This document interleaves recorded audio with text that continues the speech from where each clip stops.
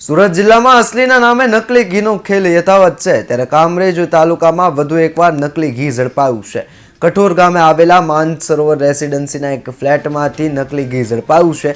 અલગ તેલનું મિશ્રણ કરીને નકલી સુમૂલ ઘી બનાવવામાં આવતું હોવાનું સામે આવ્યું છે। ચોક્કસ બાતમીના આધારે કામરેજ પોલીસે રેડ કરી 1 લીટરના 108 ડબ્બા, 15 લીટરના 38 ડબ્બાઓ, ગેસના ચૂલા, તપેલા, ડબ્બા અને સીલ કરવાનું મશીન સહિત કુલ 1 લાખનો મુદ્દામાલ કબજે કર્યો છે। પોલીસે એક આરોપીની સ્થળ પરથી અટક કરી છે, જ્યારે અન્ય 4 ઇસમોને વોન્ટેડ જાહેર કરાયા છે।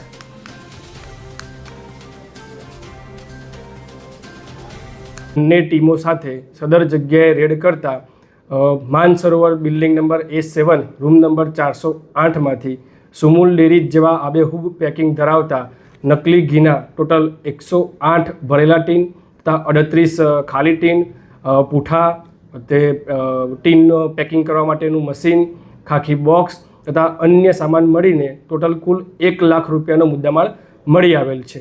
સદર પકડાયેલ ઈસમને આ બાબતે પૂછપરછ કરતા તેઓએ જણાવેલ કે તેઓ ટોટલ 15 લીટર વાળા પતરાના ટીનના ડબ્બામાં પામ ઓઇલ તથા વેજીટેબલ ઓઇલ મંગાવી બંને ઓઇલને મિક્સ કરી ગરમ કરી ત્યારબાદ 1 લીટરવાળા ટીનના ડબ્બામાં પેક કરી સુરત સિટીમાં અલગ અલગ જગ્યાએ વેચાણ કરતા હોવાનું માલુમ પડેલ છે। આ બાબતે હાલ આગળની તપાસ PSI DH વસાવા કરી રહેલ છે।